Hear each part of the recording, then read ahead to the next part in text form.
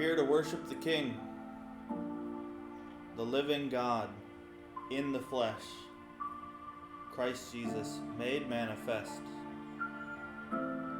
Nothing will stop us or deter us as we endeavor and embark on this sacred journey, as we become whole with our Master once again. Welcome from the Dominican Republic, living in the pleasures of Christ, living in the divine, royal government of God, Christ Almighty in His flesh, where His wonders are bursting forth, where He's manifesting new realities in a new wave of power for the hour. But this power, this sacred ability to adopt Christ in you, Christ in the flesh, the hope of glory, it's reserved for the elect. It's reserved for those chosen. Those who have been adopted into the priesthood. Those who have been given the keys to the kingdom by Christ in the flesh. And guess what? It's not always who we think it's going to be. It's not about humanistic knowledge. It's not some man of God who you have deemed worthy, yet God has not chosen. Did not the people choose Saul while God had chosen David? The people will always choose wrong leadership. We have it in the presidency of the United States right now. They would rather choose and allow an unofficial governing, an illegitimate leader, rather than the legitimate chosen vessel of God. So we can look at the patterns of humanistic behavior and understand that people are not going to choose the right way. So let's dive into what the Word actually says so that we may be wise. Because if you're listening today, if you've made it this far, you have already passed a great test. You've already continued to embrace that which God started to build. Not with stones made by human hands. No, but the stone the builders rejected has become the cornerstone. Is this not the gospel we preach? Yet why don't we understand and follow it? Why do most get led astray? Why do they follow the many false voices out there that tickle their ears, when Christ is clearly illustrating for those who are wise who His chosen vessels are? It's all in the Word. It's all, you don't even have to twist the scriptures to make it fit. It's just there. Now I know some who are led astray, who have twisted these scriptures to fit themselves into something they are not meant for. Into something that clearly the Word describes as not their inheritance, yet they claim it as their own. Just like we see in our politics, just like we see in religious orders. People electing a pope, people electing someone that God has not elected. What is this? What is this calamity and insanity? Fallen nature. Fallen angel worship. Hello. They come as if they are cloaked in white. They present themselves as holy. They present themselves as some greater standard, as if they have some greater measure to offer. And you know what? There are there are truly those who are set apart. There are truly those who are called to perform things in life. That's not what this is about. What this is about is your equipping right now, today, in this hour, in 2021. See, the reason you're even listening to my message, and I don't care if it's 5 or 500 or 5 million, the number matters not to me. I don't even do this for you. I do this for the glory of God. Don't you get it? I'm not looking for the praises of men. That's why I don't have to have some popularity contest and compete and act as if I need to have a certain amount of numbers or a certain amount of revenue in the offerings in order to keep it going. No, I'm not about that. I'm just about the Spirit of God. I'm about us inheriting what Christ died and was risen for. That's it. And I stared death in the face in Europe in 2020. Went into the camp of sickness before the camp of sickness came to us. And I said, I'm going to worship God worldwide, regardless of your limitations on religious liberty. Few in all creation's history have had such the honor of doing such a thing for God, for Christ. It's right next to martyrdom, in my opinion. It's right there. So I have nothing to prove. I have nothing to come on, and I don't need to have daily revival services. I don't need to perform in some special way. I don't need to have your limbs grow out, your blind eye seeing, although I've seen it. I've seen blind begin to see. I've seen it in my own prayers, at my own hands, from the word of the Lord being released to the nations. And I see signs and miracles every single day. But I don't have to make it fit a mold, to fit a narrative. It just is. It just is. Don't you get it? So if you're here listening now, you've already gotten past a point than you even realize. A greater point. See, this is the test. The cornerstone has to be rejected. If you are a cornerstone, you have to go through the rejection. You have to be forsaken by all, including the religious cliques, including all these other manifestations that claim authority. They claim an element of godliness, but deny the power. And this is what you are inheriting. This is what is being bestowed upon you. Because we're in an era. We're in an era where that cornerstone is becoming apparent. And it will continue to become apparent because, guess what? We've already dealt with the rejection. We've already dealt with the stripping of religious liberties, and we kept worshiping Christ anyway. So there's nothing more that can be done to deter us. There's literally no more ammunition left. It's all spent. Thank God. So now we just live out destiny. We live out that living word destined for us in the flesh of Christ.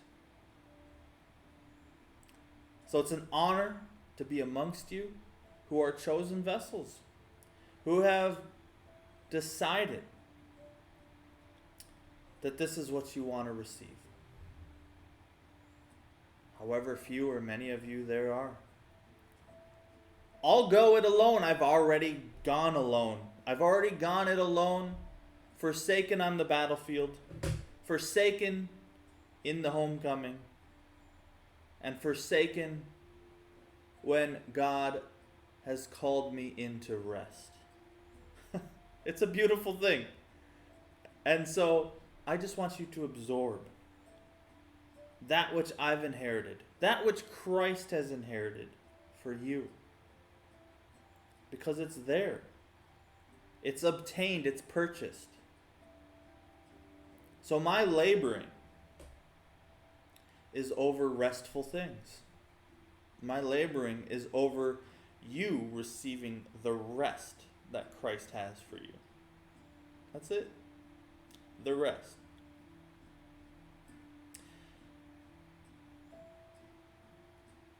That is the drink.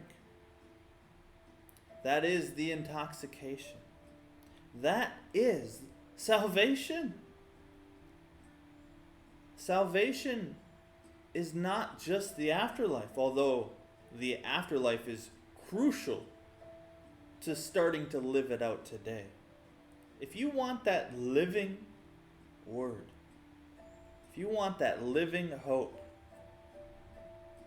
then receive my words in your heart, in your spirit.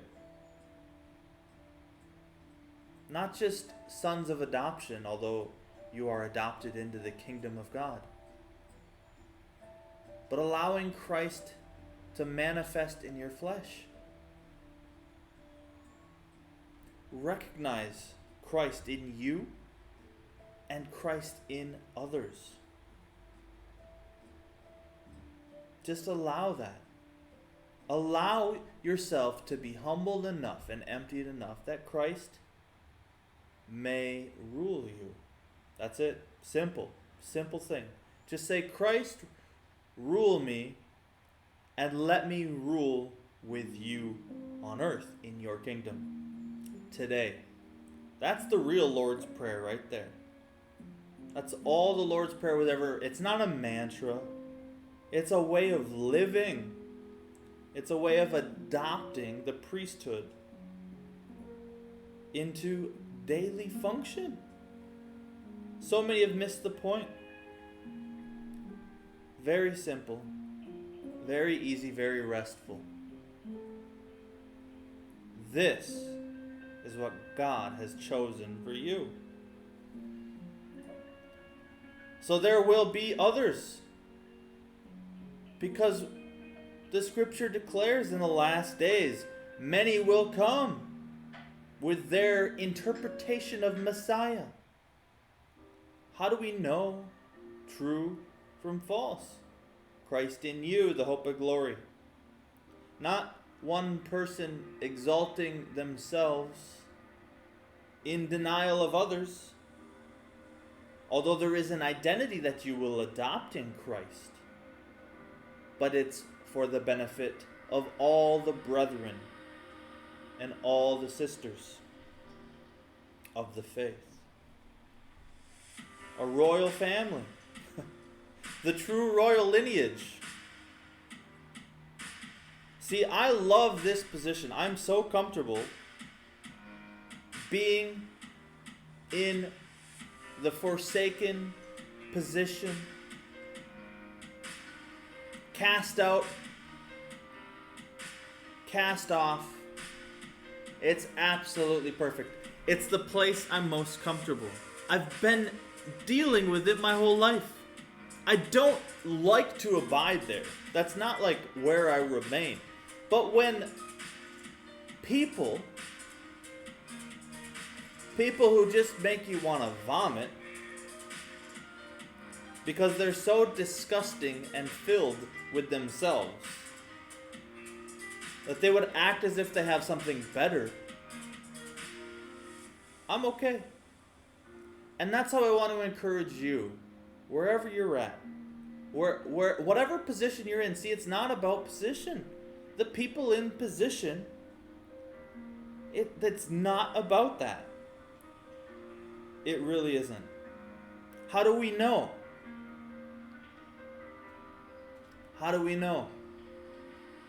Because there are those who say they are of the tribe of Judah and they are first.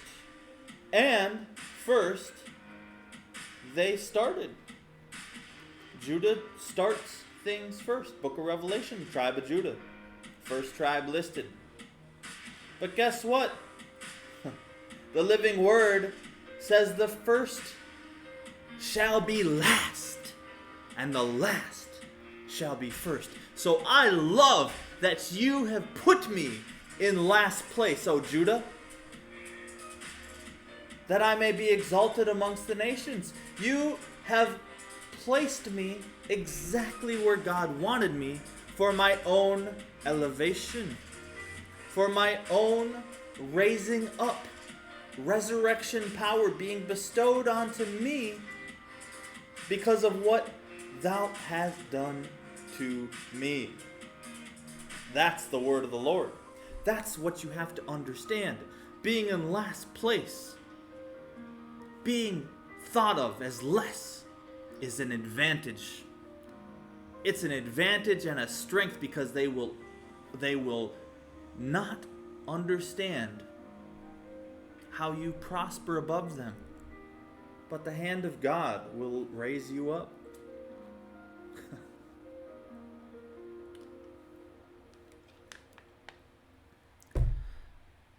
So let them do it. Bear the marks of the cross.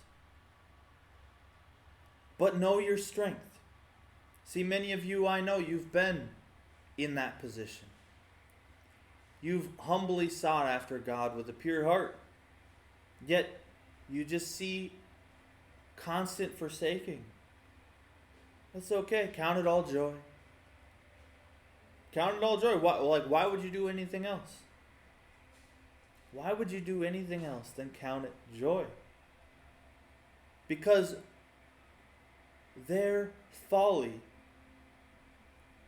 their folly has rewarded you. Don't you think it takes more faith to sow and to believe in those who are in last? Absolutely. And God is always after the most faith and the most faithful. And that's where he finds them. Broken, disheveled, disregarded. This is the gospel.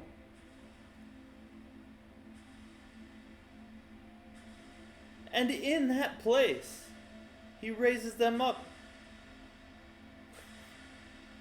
David was not even amongst his other family members when the prophet came to visit the house and said, "Call forth all your children." And they all assembled. Yet the prophet said, "What? Is there not another child? For none of these is the king." What? You're talking about my halfling child who's out tending sheep? David? My bastard boy? He's supposed to be anointed king of Israel? Yep. Him. Not the most handsome, not the most popular, the most worthy. That's so exciting. I fall in love with God all the time over that. How his ways are purer than the minds and hearts of men. So you cannot judge your relationship with God based on how men and women of this earth treat you. Because when God shows up, and he shows up through the prophet,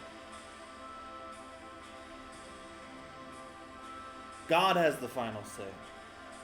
God has the final word in what he's deciding to do, what he's deciding to endeavor and embark on, and who he wants to move through. And it could be you. You fit the mold. You're in the perfect position. You're like, "God, why am I in this place of suffering? Why am I in this place where I'm forgotten amongst my family? They don't even think about me." Because God is getting ready to use you. You are being entrusted with this gospel, with this message, to keep it pure, unstained, and undefiled. You're the living hope. Not someone else, not this man of God you seek after. You. You. You are the hope of glory. You are Christ made manifest. You are being allowed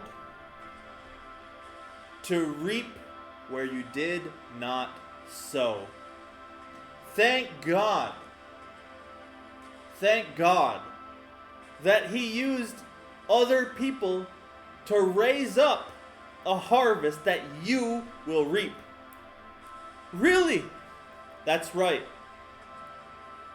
It's your harvest, not theirs. Even though they planted the seed, even though they watered the seed, you're the harvester. You're the one rewarded. How can that be? I didn't do any of the work. Exactly. You get to rest and get the rest. It's the whole point. It's the Apostolic Commission 2021.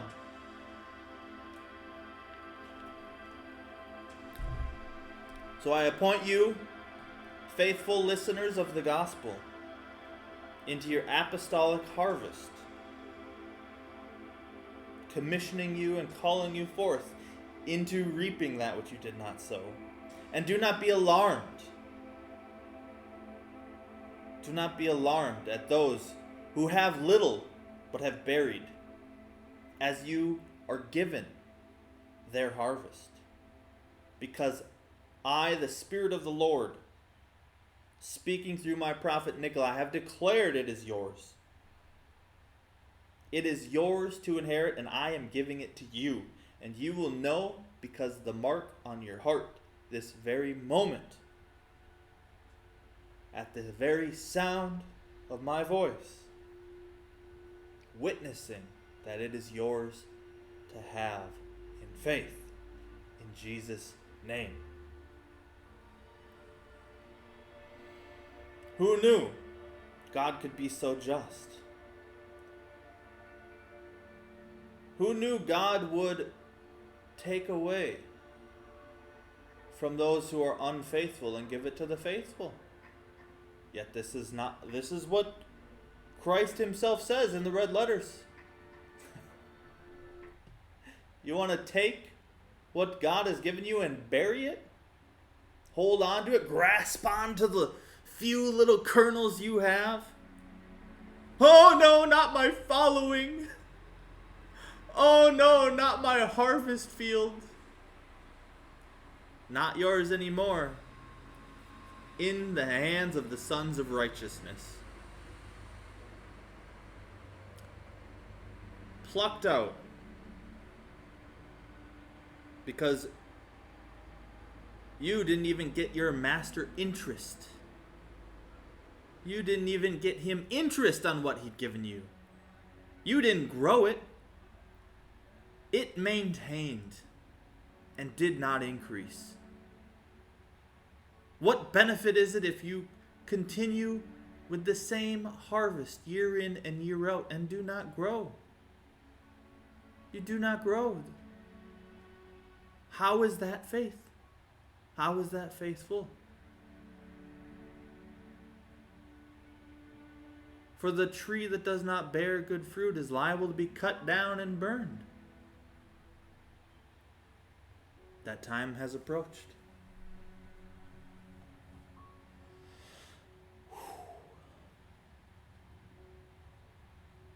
He's so just that he justifies. He justifies all of it.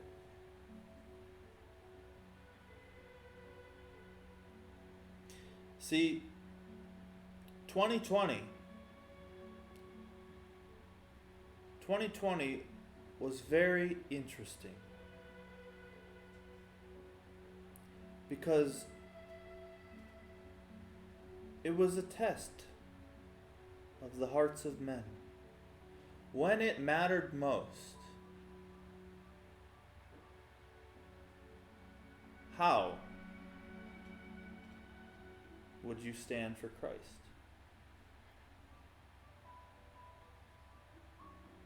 How would you stand? How faithful would you be?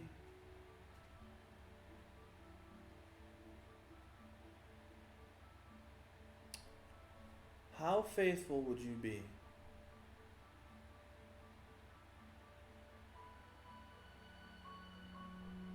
See, without COVID-19 and all the restrictions, then the test could not have been possible. So who is the orchestrator of this?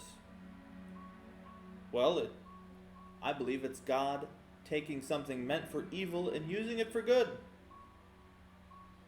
To expose the fakes and the frauds.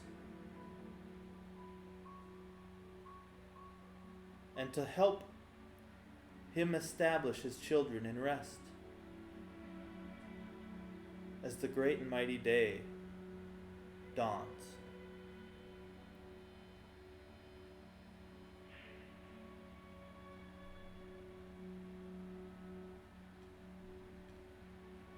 Christ is moving through the dimensions at speeds we don't even understand or know about or comprehend.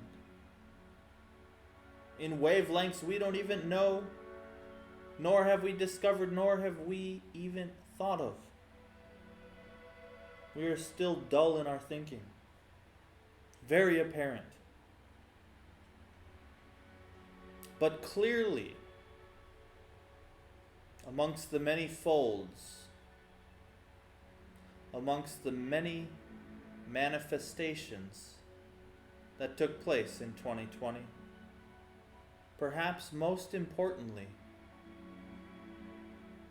it was a nailing to the cross.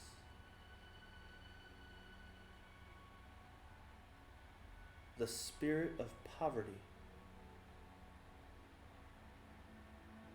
The spirit of religion being crucified.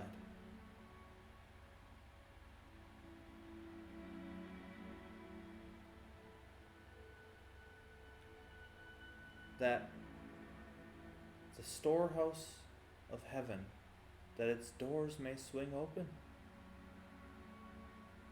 and those chosen to inherit the blessings of the harvest, those allowed the grace to fulfill such a destiny and call, have been granted that authority.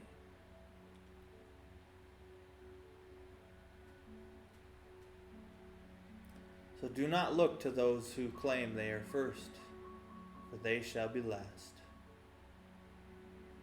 And embrace your place as the last, that you may be first. This is the wisdom of God. If those who think they are something would just humble themselves into nothing, they would gain everything. But they won't do it. It's too much of a sacrifice. They won't go into the camps of death. Why do we know? Because Christ tested all the hearts, and He found the faithful servants, those who went forth, those who conquered, those who were bold in the face of adversity, not beating the servants drunk on power. For them, it is stripped away. God is always brilliant in His plans and His purposes. The pages of history tell the story. We're in the process of writing it. We're in the process of manifesting the Great Awakening with great power the greatest awakening still knocking at the door, beginning to unfold and unravel. The new heaven and new earth still to come. But clearly that the word declares a new heaven and a new earth, a place without suffering, a place without, most importantly, death. Because there's suffering in new heaven and new earth, but not the type of suffering we're familiar with. Because long suffering is a fruit of the Spirit. That means it's eternal. Hello. But the suffering of the present age, beginning to fade away.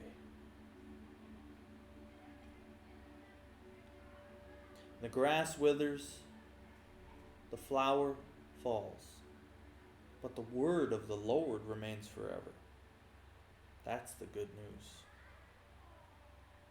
That's the good news I preach to you.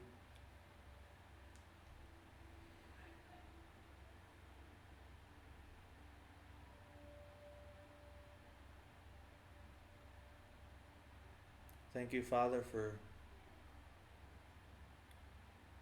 your heavy manifest presence in this moment, this transitioning time.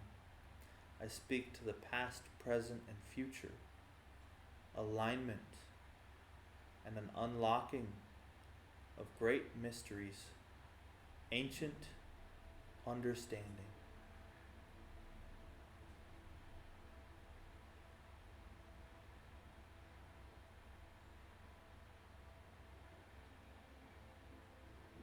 Yeah.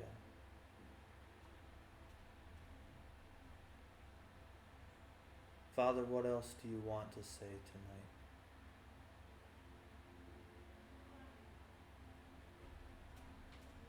Wow.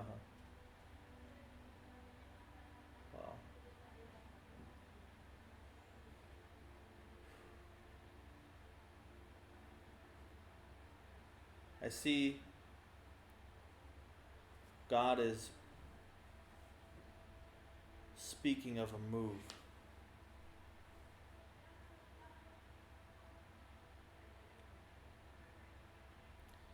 He's speaking of a merging of the apostolic and prophetic.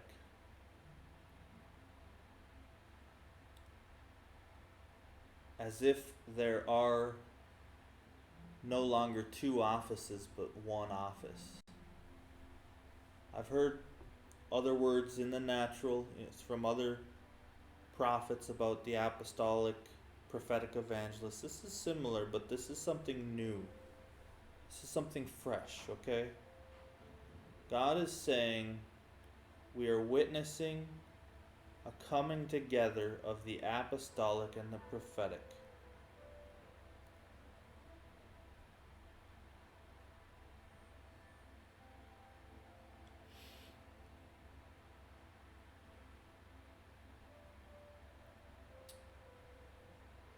There's some great deep wisdom here. Because I also see of the fivefold, the remaining three offices: the evangelist, the shepherd, pastor, the teacher.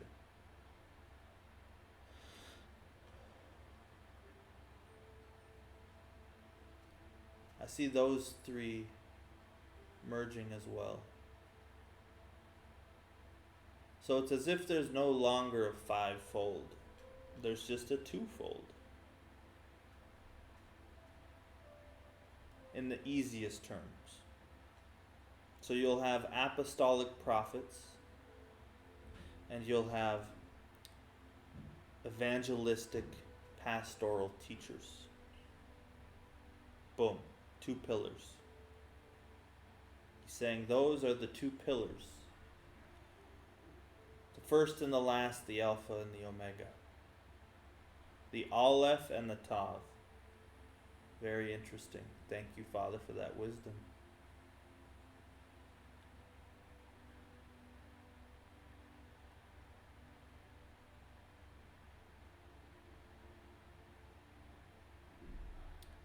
He's saying, watch the footsteps.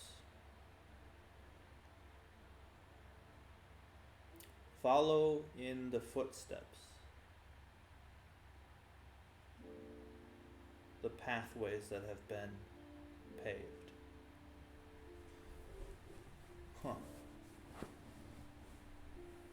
And I see right now, these pathways are pathways of faith. When we travel somewhere on earth, we go to a place where there's already a road. We know that that road is there. It takes us from one place to another. But the pathways of faith are paved as you walk them. So you won't necessarily see a path of someone who's gone before you. This speaks to pioneering. There's a pioneering move here. You have to follow the path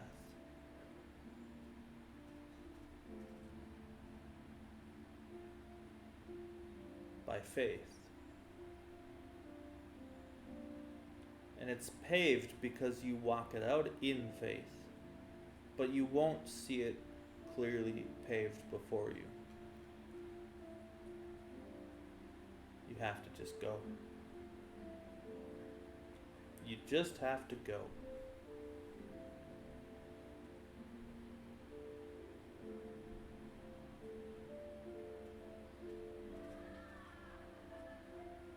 So of this Alpha and Omega move, of the two offices,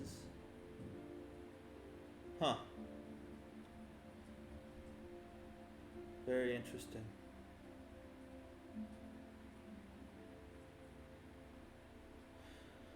He's speaking about two becoming one flesh, and that these offices are becoming one.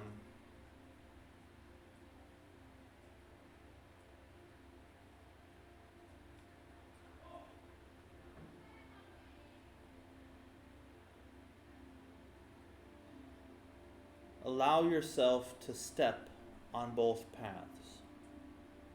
The apostolic prophetic,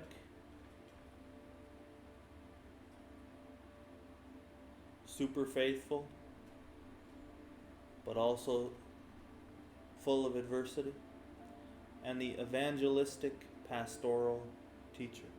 Both crucial. And perhaps there are those in both camps. You can be in both. But try on both of those garments. Wear them. Wear the cloak. Does it fit you? Does it suit you?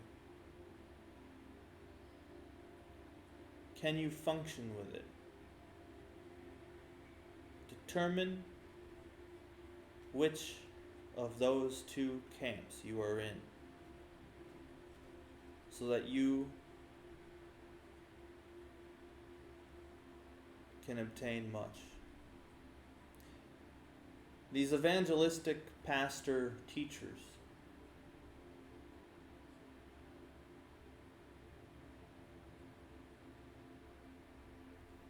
they're looked upon as the educators and the enlightened ones.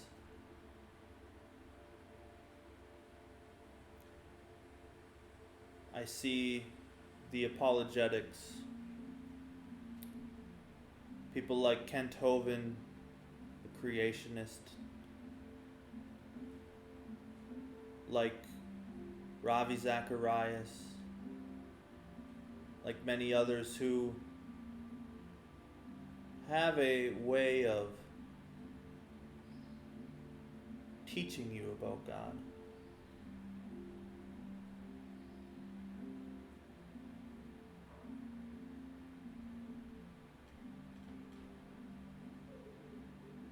But there's going to be something different. Trying to understand what it is God is up to here.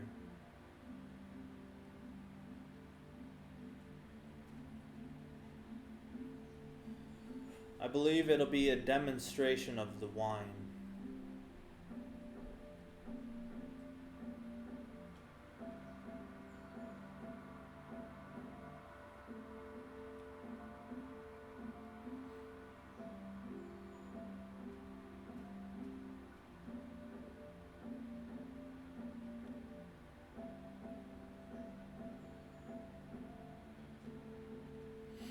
Wow, some real divine mysteries. Much more to behold in the days ahead. But that is our daily bread.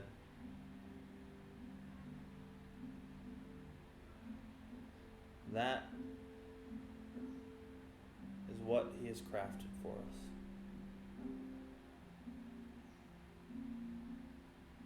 So embrace God Almighty